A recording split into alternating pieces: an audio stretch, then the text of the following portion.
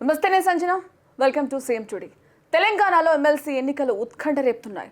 ఈ నేపథ్యంలో మొన్నటి వరకు అధికారంలో ఉన్న బీఆర్ఎస్ పార్టీ పోటీ నుంచి తప్పుకోవడంతో ఇక పోటీ కాంగ్రెస్ బీజేపీ మధ్య అని అందరూ అనుకుంటున్నారు.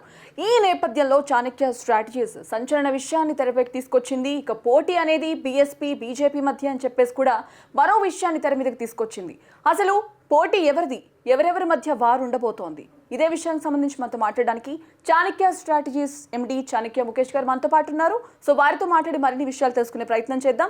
సో అంతకంటే ముందుగా ఈ వీడియో మీరు చూస్తున్నారు కాబట్టి సో మీ ఒపీనియన్ ఏంటో కింద కామెంట్స్ బాక్స్లో తెలియజేసే ప్రయత్నం చేయండి.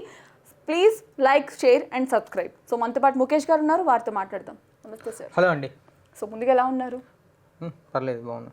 సో ఓకే, సో మొత్తానికి అందరూ ఏమనుకున్నారంటే పోటీ అనేది కాంగ్రెస్ బీజేపీ మధ్య అని చెప్పేసి అందరు అనుకున్నారు. బట్ మీరు తెర మీదకి కొత్తగా పోటీ అనేది బీజేపీ వర్సెస్ బీఎస్పీ మధ్య ఉంటుందని చెప్పేసి కూడా ఒక అంశాన్ని తెర మీదకి తీసుకొచ్చారు. సో ఏ విధంగా అసలు అంటే యాక్చువల్గా మేము ఒక 2-3 డేస్ బ్యాక్ కూడా వేరే ఒక ఛానల్లో కూడా ఇంటర్వ్యూ చెప్పడం జరిగింది.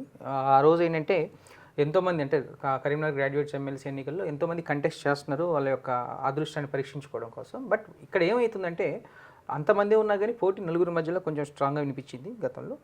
ఆ నలుగురిలో ఎవరంటే ఒకళ్ళు బీజేపీ అభ్యర్థి అంజిరెడ్డి గారు కావచ్చు, రెండోది కాంగ్రెస్ పార్టీ అభ్యర్థి నరేంద్ర రెడ్డి గారు కావచ్చు, మూడవది బీఎస్పీ పార్టీ నుంచి పోటీ చేసిన ప్రసన్న హరికృష్ణ, ఇక నాలుగో వ్యక్తి ఏంటంటే ఇండిపెండెంట్ అభ్యర్థి శంకర్రావు గారు అని ఉన్నారు.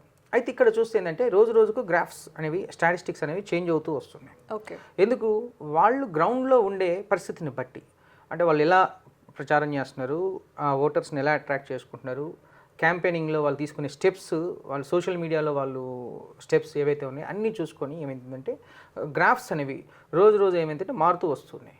అంటే మొన్న గతంలో మనం చెప్పినట్లు ఏం జరిగింది ఏంటంటే ఆ నలుగురి మధ్య సరైన ఈక్వేషన్స్ ఉన్నాయి. ఆ నలుగురు ప్రచారంలో వాళ్ళు పర్ఫెక్ట్గా ఉన్నప్పటికీ కొన్ని సోషల్ మీడియా ఎఫెక్ట్ కానీ మిగిలిన ఎఫెక్ట్స్ కానీ చూస్తే ఏంటంటే పోటీ అనేది నలుగురికి గట్టిగానే ఉందని మొన్న వీడియోలో చెప్పడం జరిగింది. కానీ ప్రజానికి ఇంకా 2-3 డేస్ అంటే ఇంకో 4 డేస్లో ఎలక్షన్స్ కూడా పోలింగ్ 27న పోలింగ్ కూడా జరగబోతుంది. ఇది ఇక్కడున్న కరీంనగర్ గ్రాడ్యుయేట్స్ ఎమ్మెల్సీ. అయితే ఇక్కడ బీజేపీ నుంచి పోటీ చేస్తున్న అంజిరెడ్డి గారు కావచ్చు, కాంగ్రెస్ పార్టీ నుంచి బరిలో ఉన్న కాంగ్రెస్ పార్టీ అభ్యర్థి అయినటువంటి నరేంద్ర రెడ్డి గారు కావచ్చు, బీఎస్పీ పార్టీ అభ్యర్థి అయినటువంటి ప్రసన్న హరికృష్ణ కావచ్చు, ఇండిపెండెంట్ అభ్యర్థి కావచ్చు, ఈ నలుగురిలో క్యాంపెయినింగ్లో కొంచెం తడబాట్లు క్లియర్గా స్పష్టంగా కనిపిస్తున్నాయి. అయితే చూసినట్లయితే ఇప్పుడు 43 నియోజకవర్గాల సెగ్మెంట్ ఇది, 43 అసెంబ్లీ కాన్స్టిట్యున్సీస్, 15 జిల్లాలు మొత్తం. అయితే ఇక్కడ చూసినట్లయితే ఈ ముగ్గురిది వచ్చేసి కరీంనగర్కి సంబంధించి వాస్తవ్యులు. అంటే కరీంనగర్లో మనకు కరీంనగర్, మెదక్, నిజామాబాద్, ఆదిలాబాద్ చూస్తే వీళ్ళది కరీంనగర్ బ్యాక్గ్రౌండ్, అంజిరెడ్డిది మాత్రం మెదక్ బ్యాక్గ్రౌండ్. గతంలో కూడా ఈ విషయాన్ని మనం ఒకసారి చెప్పడం జరిగింది. అయితే ఇప్పుడు కాంగ్రెస్ మీద రోజు రోజుకి తెలంగాణలో ఏమవుతుందంటే గ్రాఫ్, అంటే వాళ్ళ యొక్క పార్టీ గ్రాఫ్ అది డౌన్ అన్నట్టు. కాంగ్రెస్ ప్రభుత్వం మీద ఇప్పుడు అధికారంలోకి వచ్చిన వ్యతిరేకత చాలా ఉంది. సో ఇంపాక్ట్ కాంగ్రెస్ మీద పడే అవకాశం అదే ఈ యాంటీ ఇన్కంబెన్సీ కాంగ్రెస్ పార్టీ మీద కొంచెం వ్యతిరేకత వస్తుంది. అయితే రీసెంట్గా మేము అక్కడ సర్వే చేస్తున్న గమనించింది ఏంటంటే కాంగ్రెస్ పార్టీ అభ్యర్థి ఎవరైతే ఉన్నారో వాళ్ళు కొంచెం వాళ్ళ క్యాంపెయిన్లో భాగంగా టెలికాలర్స్ని పెట్టుకొని మా అభ్యర్థికి ఓటేయండి అని చెప్తూ కొంచెం క్యాంపెయినింగ్ చేస్తున్న టైంలో కొంతమంది ఓటర్స్ డైరెక్ట్ ఏం మాట్లాడారంటే ఎందుకు కాంగ్రెస్ పార్టీకి ఓటేయాలని ప్రశ్నించడం అనేది కొంచెం అక్కడ గందరగోళంగా మారింది. అదే విషయంలో కంపేర్ చేస్తే కాంగ్రెస్ పార్టీకి నిన్న జరిగింది ఏంటంటే సిరిపూర్ నియోజకవర్గం నుంచి ఎక్స్ఎమ్మెల్యే అయినటువంటి కోనేరు కోనప్ప గారు నిన్న కాంగ్రెస్ పార్టీకి రాజీనామా చేయడం, కాంగ్రెస్ పార్టీకి రాజీనామా చేసి దాంతోపాటు నేను తటస్థంగానే ఉంటాను, అట్ ద సేమ్ టైం నేను బీఎస్పీ పార్టీ అభ్యర్థి అయినటువంటి ప్రసన్న హరికృష్ణకు నా సపోర్ట్ ఉంటుందని చెప్పడం అనేది కొంచెం అక్కడ కాంగ్రెస్ పార్టీ అభ్యర్థిని గందరగోళంలో పడేసినట్టు క్లియర్గా స్పష్టం అవుతుంది. అంటే ఇక్కడ కాంగ్రెస్ పార్టీ అభ్యర్థికి ఏంటంటే కొంచెం సపోర్ట్ అనేది చాలా తక్కువగా ఉన్నట్టు క్లియర్గా స్పష్టమవుతుంది. ఎందుకు? కాంగ్రెస్ పార్టీ మీద 19 incumbency. At the same time BJP పార్టీకి వచ్చేసరికి ఏమవుతుందంటే సేమ్ మనం గతంలో చెప్పినట్లు బీజేపీ పార్టీ అభ్యర్థి ప్రచారంలో అంటే పెద్ద పెద్ద లీడర్లను కలుస్తున్నప్పటికీ పార్టీ కోసం పనిచేస్తున్న గ్రాస్ రూట్లో ఉన్న అంటే ఫర్ 43 అసెంబ్లీ సెగ్మెంట్లకు సంబంధించి 43 అసెంబ్లీ సెగ్మెంట్లో తన పిఆర్ఓల్ని ఏర్పరచుకోవడంలో కొంచెం ఫెయిల్ అయిందని చెప్పారు. ఇప్పటి వరకు కూడా తన పిఆర్ఓల్ని పూర్తి స్థాయిలో ఎమర్జ్ చేసుకోకపోవడం, ఎందుకంటే బేసిక్గా ఇతను ఫార్మాస్యూటికల్ కంపెనీకి సంబంధించిన వ్యక్తి కాబట్టి 43 నియోజకవర్గాల్లో తనకంటూ ఒక పిఆర్ ఏజెన్సీ అనేది పూర్తిగా లేకపోవడం అది కలిసి రాని అంశం. అండ్ మిగిలిన వాళ్ళతో కంపేర్ చేస్తే సో వాళ్ళ మైనస్లు ఏవైతే ఉన్నాయో వీళ్ళకి ప్లసెస్ అయ్యే. అయితే ఇక్కడ కాంగ్రెస్ మీద వ్యతిరేకత ఉన్నప్పుడు అటు బీఆర్ఎస్ పార్టీ ఎట్లాగో పోటీలో లేదు కాబట్టి ఓట్ బ్యాంక్ అంతా కూడా బీజేపీకి పడుతుంది అనే ఒక ఈక్వేషన్ తెర మీదకి వచ్చింది అక్కడ. సో బీఆర్ఎస్ పోటీలో లేదు, బట్ బ్యాక్ ఎండ్ నుంచి అయితే తనకు సపోర్ట్ అయితే చెప్తాను, అది కూడా చెప్తాను. అయితే బీజేపీ అభ్యర్థికి ఓట్ బ్యాంక్ పడుతుంది అని ఒక ఈక్వేషన్ తెర మీదకి వచ్చింది. ఇది గతంలో ఒక 10 days బ్యాక్. కానీ కంపేర్ చేస్తే ఏమవుతుందంటే అంజిరెడ్డి గారు బీజేపీ పార్టీ నుంచి ఉన్నప్పటికీ అంటే క్యాంపెయిన్ స్ట్రాంగ్గా లేకపోవడం, సోషల్ మీడియా యూజ్ అంటే బాగా స్ట్రాంగ్గా యూజ్ చేసుకోకపోవడం వల్ల ఏమవుతుంది అంటే అతనికి వేవ్ అనేది పెద్దగా క్రియేట్ అవ్వలేదు. ఆ వేవ్ హైప్ క్రియేట్ కాకపోవడం అనేది ఏంటంటే కొంచెం అసంతృప్తికి దారితీసింది.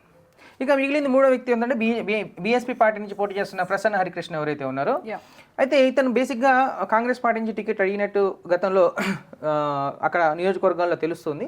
అయితే ఒక టికెట్ రాకపోతే ఇండిపెండెంట్గా పోటీ చేద్దాం అనుకుని బీఎస్పీ పార్టీ బలపరుస్తున్న అభ్యర్థిగా బరిలో దిగుతున్నాడు. అయితే ప్రసన్న హరికృష్ణకి ఏంటంటే సోషల్ మీడియాలో ఒక స్ట్రాంగ్ హైప్ అనేది క్రియేట్ అయిపోయింది. ఎందుకు అది ఎలా క్రియేట్ అయిందంటే, ఇప్పుడు కాంగ్రెస్ పార్టీకి మొదటి ప్రాధాన్యత ఓటేసిన వాళ్ళు రెండో ప్రాధాన్యత ఓటు ప్రసన్నకి వేస్తారు. బీజేపీ పార్టీకి మొదటి ప్రాధాన్యత ఓటేసిన వాళ్ళు రెండో ప్రాధాన్యతగా ప్రసన్న హరికృష్ణ. అంటే అటు కాంగ్రెస్ నుంచి కానీ ఇటు బీజేపీ నుంచి కానీ రెండో ప్రాధాన్యత ఓట్లు మాత్రం చూసుకున్నట్టయితే అనూహ్యంగా ప్రసన్న పేరే తెర మీద వినిపిస్తోంది. అంటే ఇప్పుడు ఇదేంటంటే ప్రాధాన్యతను బేస్ చేసుకొని ఉంటుంది. మొదటి ప్రాధాన్యత, రెండో ప్రాధాన్యత, మూడో ప్రాధాన్యత ఓటు అనేది అందరికీ వేయచ్చు. అయితే ఫస్ట్ సెకండ్ ఎవరికి వేస్తారు అనేది ఇంపార్టెంట్ ఇక్కడ. అంటే కాంగ్రెస్కు ఫస్ట్ వేసిన వాడు బీఎస్పీ హరికృష్ణకి వేసే అవకాశాలు ఉన్నాయి. అదేవిధంగా బీజేపీకి ఫస్ట్ వేసిన వాడు మళ్ళీ బీఎస్పీకి సెకండ్ ఓటు వేసే అవకాశాలు ఎక్కువ ఉన్నాయి. కాబట్టి ఇక్కడ రెండో ప్రాధాన్యత ఓట్లు అనేవి ఎక్కువ కీలకం కాబోతుంది. ఆ రెండో ప్రాధాన్యత ఓట్లు ఎవరికి ఎక్కువ వస్తుంది, వాళ్ళు విజయం సాధిస్తున్నట్టు క్లియర్గా స్పష్టంగా అవుతుంది. కాబట్టి ఇక్కడ ప్రసన్న హరికృష్ణకి కొంచెం వేవ్ అంటే అక్కడ 43 నియోజకవర్గాల్లో వేవ్ అనేది గట్టిగా సాలిడ్గా ఫామ్ అయింది. అయితే అక్కడ సాలిడ్గా అక్కడ అంటే వ్యక్తిగతంగా వేవ్ ఫామ్ అయింది ప్రసన్న హరికృష్ణకు. At the same time party పరంగా చూస్తే అటు కాంగ్రెస్ కన్నా ఇక్కడ బీజేపీ బెటర్ అని బీజేపీ పార్టీ పరంగా వేవ్ అంజిరెడ్డి గారు కూడా ఫామ్ అయింది. ఈ ఇద్దరిలో కంపేర్ చేస్తే ఏంటంటే బీజేపీ వర్సెస్ బీఎస్పీ ఈ ఇద్దరి మధ్యనే పోటీ ఉండబోతుంది స్ట్రాంగ్గా. అండ్ మూడో స్థానంలో ఇక్కడ ఎవరైతే ఇండిపెండెంట్ అభ్యర్థి ఉన్నారో వాళ్ళు ఉండే అవకాశాలు క్లియర్గా ఉన్నాయి అనే ఒక స్పష్టమైన అవకాశాలు అయితే క్లియర్గా కనపడుతూ ఉంది. సో ఆల్ఫోర్స్ నరేంద్ర గారి పరిస్థితి ఏమన్నా అయితే ఇక్కడ కాంగ్రెస్ పార్టీ అభ్యర్థికి ఉందండి. కాంగ్రెస్ పార్టీ మీద ఉన్న వస్తున్న వ్యతిరేకత ఇప్పటికి రేపటి నుంచి కాంగ్రెస్ పార్టీ మన తెలంగాణ సీఎం రేవంత్ రెడ్డి గారు కూడా ప్రచారంలో ఉండే అవకాశాలు ఉన్నాయి. కాబట్టి గెలిచే అవకాశాలు అయితే కొంచెం తక్కువగా ఉన్నవి. ఓవరాల్గా చూస్తే ఏంటంటే మొదటి ప్రాధాన్యత ఓట్లు అయితే ఇక్కడ కీలకం కావట్లేదు. రెండవ ప్రాధాన్యత ఓట్లతోటి ఈ గ్రాడ్యుయేట్ ఎమ్మెల్సీ ఎన్నికల్లో విజయం అనేది క్లియర్గా స్పష్టంగా ఉండబోతున్నది స్పష్టమైంది. ఆ రెండవ ప్రాధాన్యత ఓట్లు ఎవరికి ఎక్కువ పడే అవకాశం ఉందంటే ఇక్కడ క్లియర్గా ప్రసన్న హరికృష్ణ పడుతున్నాయి. And at the same time మొదటి ప్రాధాన్యత ఓట్లు కూడా కొన్ని చీలే అవకాశం ఉంది. కాబట్టి ఆల్ టుగెదర్ చూస్తుందంటే ప్రసన్న హరికృష్ణకు అండ్ అంజిరెడ్డికి మధ్య పోటీ గట్టిగా ఉంది.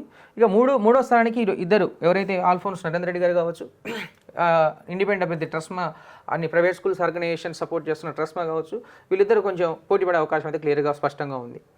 సో మెయిన్గా మనం చూసుకుంటే కరీంనగర్లో బండి సంజయ్ కావచ్చు, ధర్మపురి అరవింద్ కావచ్చు, సో వీరందరూ ఉన్నారు కదా, ఈటెల రాజేందర్ కావచ్చు కరీంనగర్లో. సో ఇంపాక్ట్ ఏ విధంగా ఉండబోతుంది? అదే నేను చెప్తున్నాను. ఇప్పుడు ఇతని కోసం పార్టీ కార్యకర్తలు పనిచేస్తున్నారు.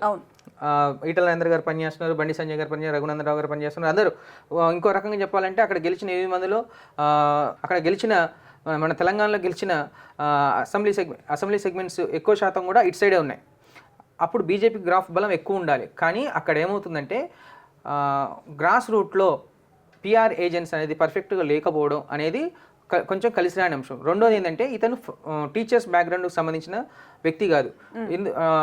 టీచర్స్ బ్యాక్గ్రౌండ్ సంబంధించిన వ్యక్తి అయితే వాళ్ళ సమస్యలు ఏంది, గత 15 సంవత్సరాలుగా పెండింగ్లో ఉన్న సమస్యలు ఏంది, వాటి మీద అవగాహన ఉండైతే అక్కడ అందరూ కూడా ఆలోచన చేస్తారు కదా. వాటి మీద పెద్ద అవగాహన లేదు కాబట్టి కొంత అది కూడా అటు సైడ్ కూడా ఆలోచన చేస్తున్నారు.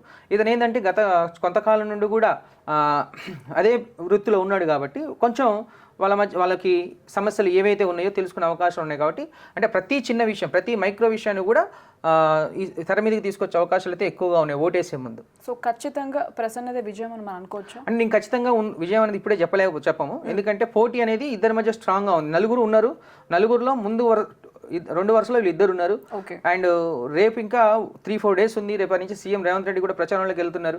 అటు సైడ్ మళ్ళీ బీజేపీ నుంచి ప్రధాన నాయకులు కూడా ప్రచారంలో సీరియస్గా వెళ్ళిపోతున్నారు. కాబట్టి ఏదైనా జరగవచ్చు. మళ్ళీ 2 daysలో ఫైనల్ రిజల్ట్స్ అనేది చెప్పే ప్రయత్నం చేస్తాం. కొన్ని మార్పులు అయితే అయ్యే అవకాశాలు ఉంటాయి. ప్రస్తుతానికైతే the graph in between BJP. Okay. So మొత్తానికి మనం చూసుకున్నట్టయితే వార్ బీజేపీ వర్సెస్ బీఎస్పీ మధ్య నడుస్తోంది. సో మరికొన్ని 3 రోజుల్లో ఎలక్షన్స్ నేపథ్యంలో ఇటైనా అవ్వచ్చు అటైనా అవ్వచ్చు, మనం చెప్పలేం. That's all for now. చూసుకున్నట్టయితే వార్ అనేది బీజేపీ వర్సెస్ బీఎస్పీ మధ్య నడుస్తోంది. సో కాంగ్రెస్కి భంగపాటు తప్పదని కూడా చెప్తున్న పరిస్థితి కనిపిస్తోంది. సో 3 రోజులు ఇంకా టైం ఉంది ఎలక్షన్స్కి. ఈ నేపథ్యంలో ఏమవుతుందో మనం కూడా వేచి చూద్దాం. That's all for now.